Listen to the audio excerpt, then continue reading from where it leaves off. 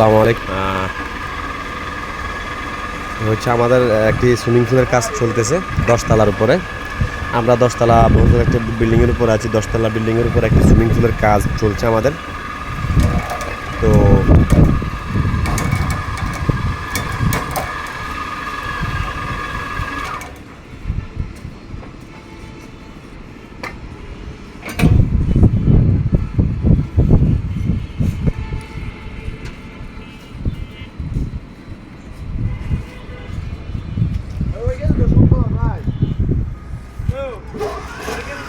এই হচ্ছে swimming pool আমাদের। এই হচ্ছে সুইমিং পুল আমাদের।